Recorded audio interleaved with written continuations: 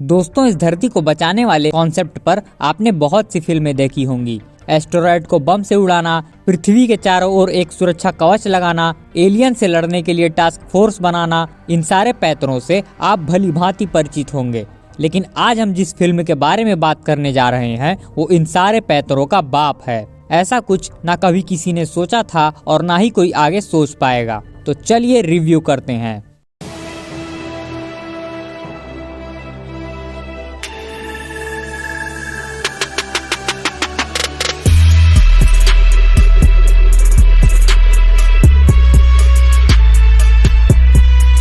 दी wandering अर्थ यह 2019 में आई एक चाइनीज साइंस फिक्शन मूवी है। यह मूवी इसी नाम की एक शॉर्ट स्टोरी पर बेस्ड है जिसे अवार्ड विनिंग ऑथर लिu शिजिंग ने लिखा है।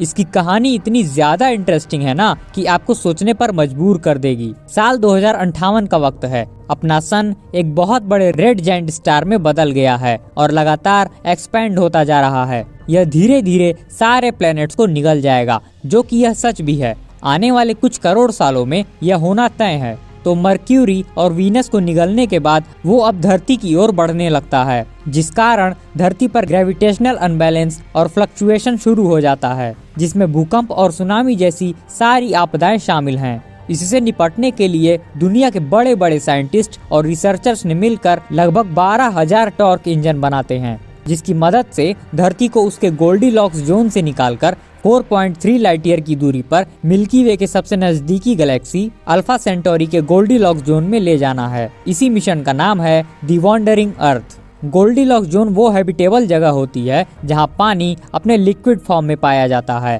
टेम्परेचर ना ज्यादा गर्म और ना ज्यादा ठंडा, मतलब लाइफ फॉर्मेशन के लिए एकदम परफेक्ट जगह। अपनी धरती भी एक गोल्डीलॉक्स जोन में ही है। तो अर्थ के माइग्रेट करने में सबसे बड़ी मुसीबत है जुपिटर यानी बृहस्पति ग्रह, जो कि सारे प्लैनेट्स का बाप है। वो अकेले ही अपने सोलर सिस्टम का सबसे बड़ा प्लैनेट है और सारे प्लैनेट्स में सबसे पहले यही बना भी था। अब बड़ा प्लैनेट है तो उसकी ग्रेविटी भी तगड़ी होगी। कहाँ 9.8 मीटर पर सेकेंड स्क्वायर और कहाँ 24.79 मीटर पर सेकेंड स्क्वायर। मतलब पृथ्वी की 100 किलो की चीज वहाँ पर सीधे 240 किलो की हो जाएगी। वैसे भी जब उस गैस के गोले में जमीन ही नहीं है तो कोई क्या ही कर सकता है। तो उसके पास से गुजरते वक्त उसकी ग्रेविटी के कारण धरती के सारे इंजन्स एक एक करके काम करना बंद कर देते हैं और अर्थ जुपिटर से टकराने के लिए उसकी तरफ तेजी से अट्रैक्ट होने लगती है। इस माइग्रेशन के दौरान इंसान जमीन के नीचे बनाए शहरों में रह रहे थे, क्योंकि ऊपरी सतह का माहौल जीने लायक था ही नहीं। तो जुपिटर से टकराने के लिए उसकी तरफ तेजी से बढ़ रहे अर्थ को कैसे बचाया जाता है, यह जानने के लिए तो आपको यह मूवी देखनी ही पड़ेगी। इस मूवी का कॉन्सेप्ट सच में बहुत ही ज्यादा ग्राउंड ब्रेकिंग है। मतलब सोचने की कोई लिमिट ही नहीं है। अब जैसा कि हर एक साइंस फिक्शन में होता है, इसमें भी आपको जरूर कुछ न कुछ हटके देखने को मिलेगा। Ground breaking technology, jaw dropping visuals और कहानी को एक फैमिली को ध्यान में रखकर लिखा गया है, तो बहुत सारे इमोशनल एंगल्स भी देखने को मिल जाएंगे।